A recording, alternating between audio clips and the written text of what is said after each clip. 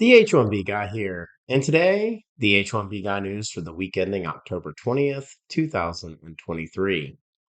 Today, I'll cover domestic H1B renewals coming soon and proposed changes to the H1B lottery for fiscal year 2025.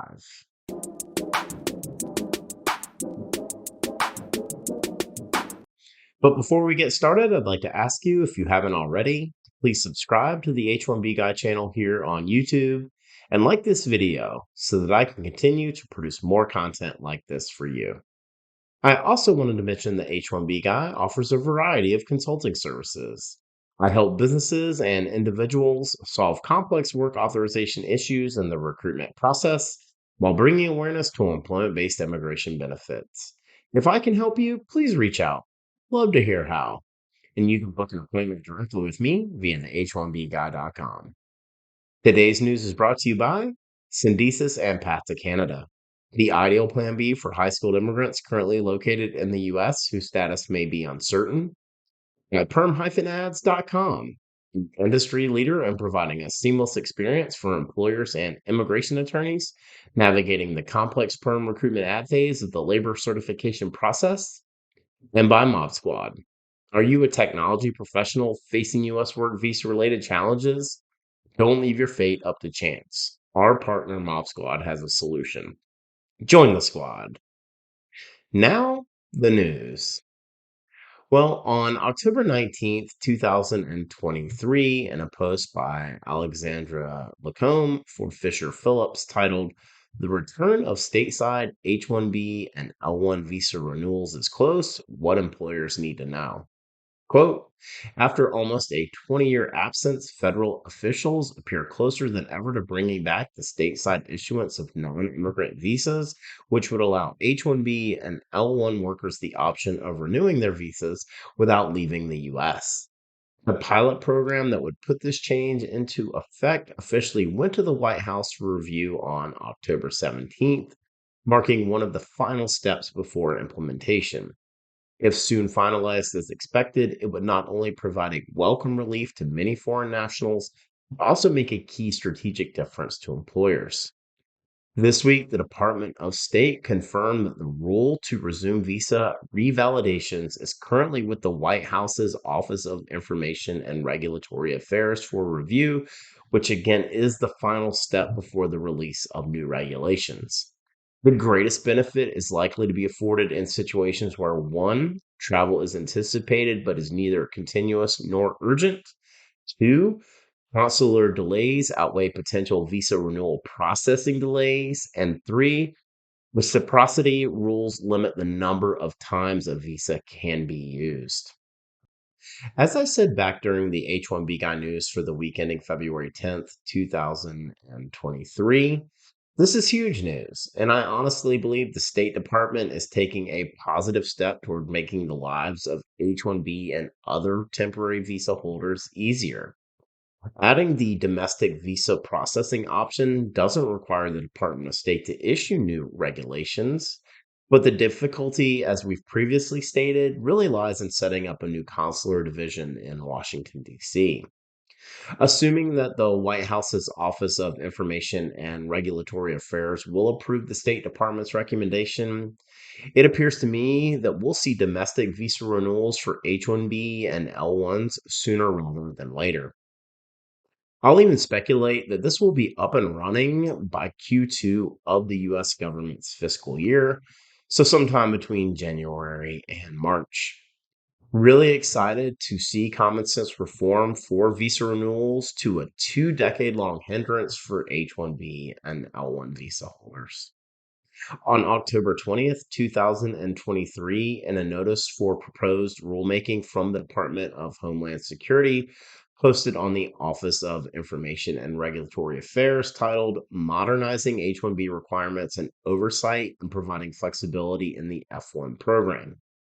Quote, the Department of Homeland Security, DHS, is proposing to amend its regulations governing H-1B specialty occupation workers and F-1 students who are the beneficiaries of timely filed H-1B cap subject petitions. Specifically, DHS proposes to revise the regulations relating to employer-employee relationship and provide flexibility for startup entrepreneurs, implement new requirements and guidelines for site visits, including in connection with petitions filed by H-1B dependent employers whose basic business information cannot be validated through commercially available data, provide flexibility on the employment start date listed on the petition in limited circumstances, address cap gap issues, bolster the H-1B registration process to reduce the possibility of misuse and fraud in the H-1B registration system, and clarify the requirement that an amended or new H-1B be filed where there are material changes, including by streamlining notification requirements relating to certain worksite changes, among other provisions. So here are the six proposed changes as far as I can understand them. One, revise the regulations relating to that employer-employee relationship to ensure clarity and consistency while providing flexibility for startup entrepreneurs. Two, implement new requirements and guidelines for site visits, particularly in connection with petitions filed by H-1B dependent employers. Those are employers who have more than 50% H-1B employees whose basic business information cannot be validated through commercially available data. Three, provide flexibility on the employment start date listed on the petition in limited circumstances, taking into consideration the specific needs of both employers and the foreign workers. For addressing the cap gap issues to prevent gaps in employment authorization for F1 students transitioning to H1B status and ensuring a smooth transition there. Five, bolster the H-1B registration system to reduce the possibility of misuse and fraud in the H-1B registration system, and this includes enhancing validations and verification mechanisms. And six, clarify the requirement that an amended or new petition be filed when there are material changes to employment conditions, including streamlining notification requirements relating to certain worksite changes. I think these proposed changes are aimed to improve the H-1B visa program as a whole, ensuring that it meets the needs of both the employers and the foreign workers while reducing that potential for misuse and fraud.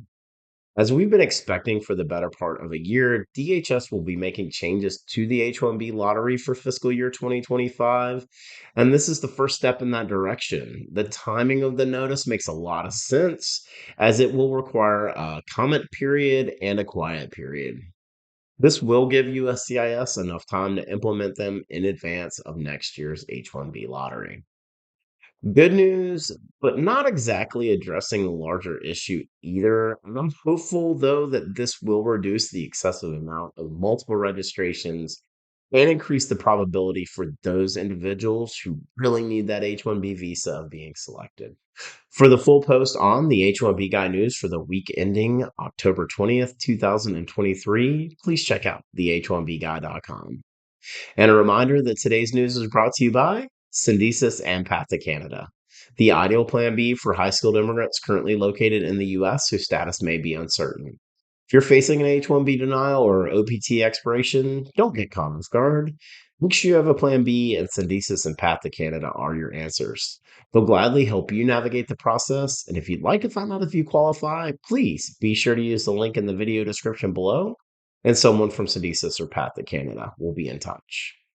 By PERM-Ads.com, the industry leader in providing a seamless experience for employers and immigration attorneys navigating the complex PERM recruitment ad phase of the labor certification process.